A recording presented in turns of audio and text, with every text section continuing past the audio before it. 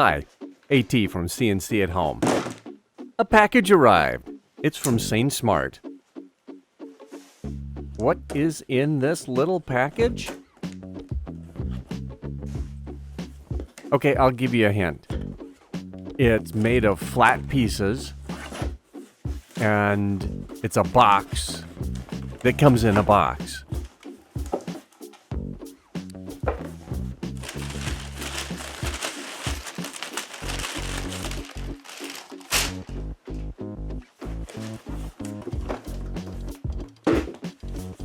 Inside the box that comes in a box is going to be another box.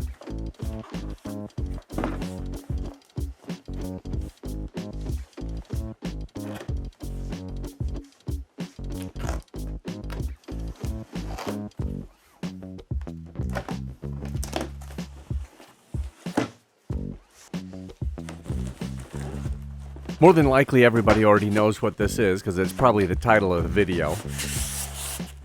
From SainSmart, this is the KABA Lite box for their 3018 series of CNC routers.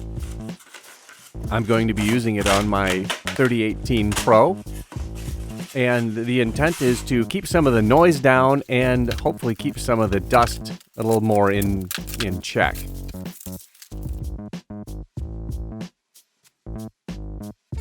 Here's the basic what's in the box assembly instructions. There's going to be 4 flat panels and some other stuff. One thing that I found while unpackaging this is they packaged the snot out of this box. There is shrink wrap on shrink wrap on shrink wrap. What a mess. But hey, nothing was broken, nothing was scratched. So was it overpackaged? Maybe yes, maybe no. I'd rather have it overpackaged like this than underpackaged and have broken parts and have to deal with that. I think it took just about as much time to unpack this whole thing as it did to put it together. Here's one of the side panels.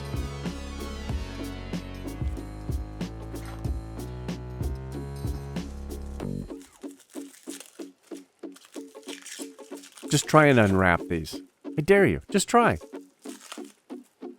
Keep going. Just try and unwrap it.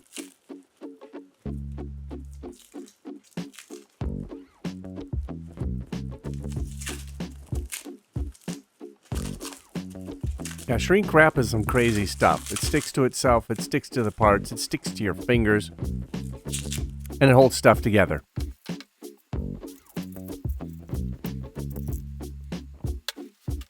Okay, let's get serious.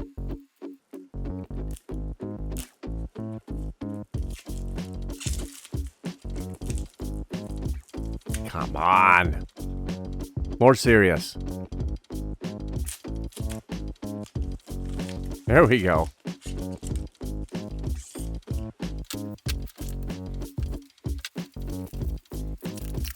Four more pieces shrink wrapped.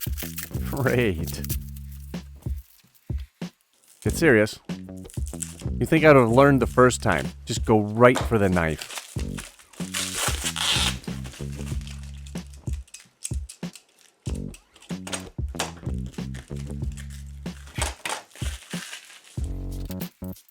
Now everything's unpacked. Let's get this thing put together.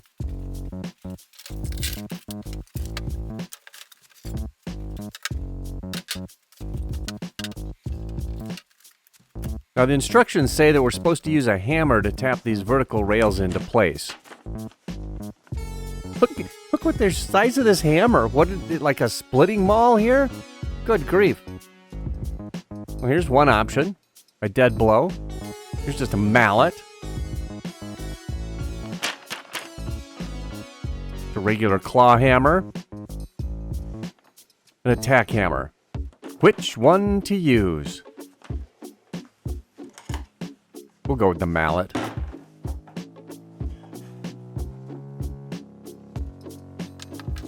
Now everything put together here is a friction fit, so there's no screws, nuts, bolts, anything like that.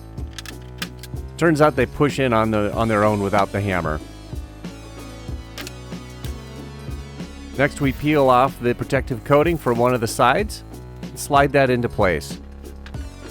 Then we'll do that on the other two sides.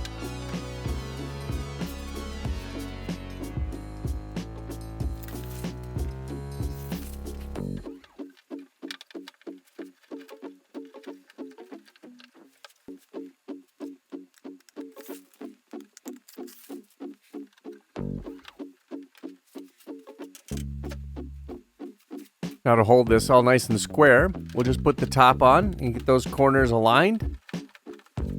Pop them into place. Make sure that the plastic is all aligned up.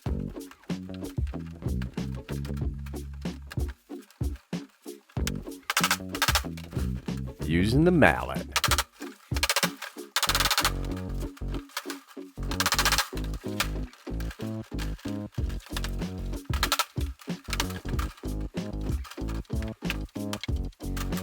Not bad. That went together pretty easily. How do these go on? These aren't shown in the instructions, but it was after looking at a picture online, I could see that these go on the front. There we go. Snap that into place. Nice. 3 more to go.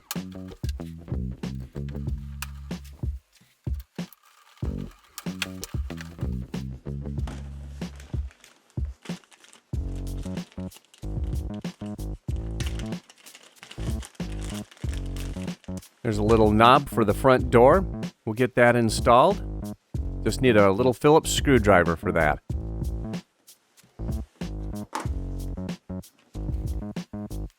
Peel off the protective layer from the front panel. This is held together with little magnets, which is kind of cool. And those were already installed, so I didn't have to do that. We'll just put this little knob on the front and we'll be ready to go.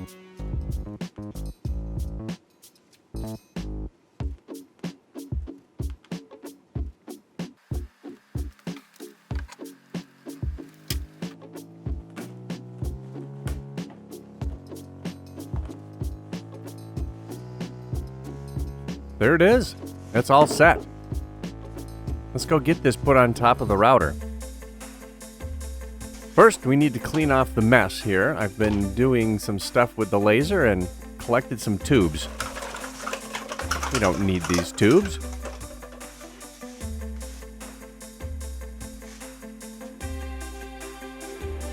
This box just slips right over the top, and then the wires come through the large hole in the back.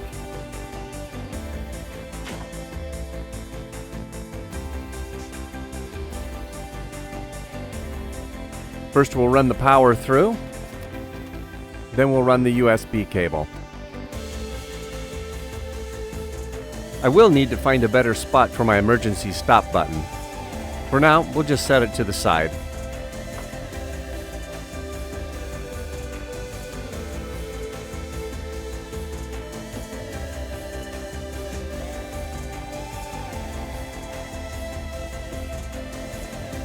Okay, everything fits in here nicely.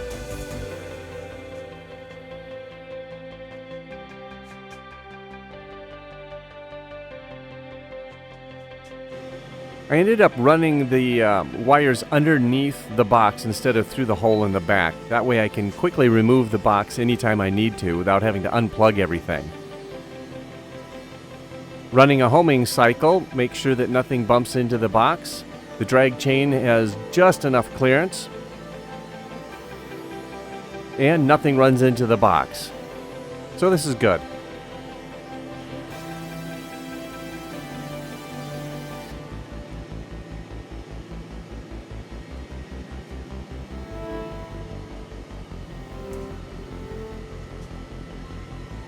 We'll just go to the middle of our working area real quick, and then we'll check the Y dimension to see if the working area runs into the front of the box or not.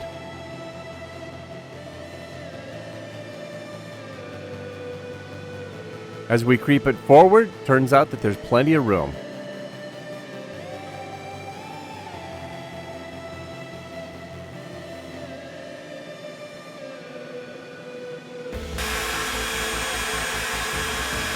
Running the spindle at full speed. With the box closed, we're hitting anywhere from 70 to 72 decibels. With the front door open, we're running around 80, 81 decibels.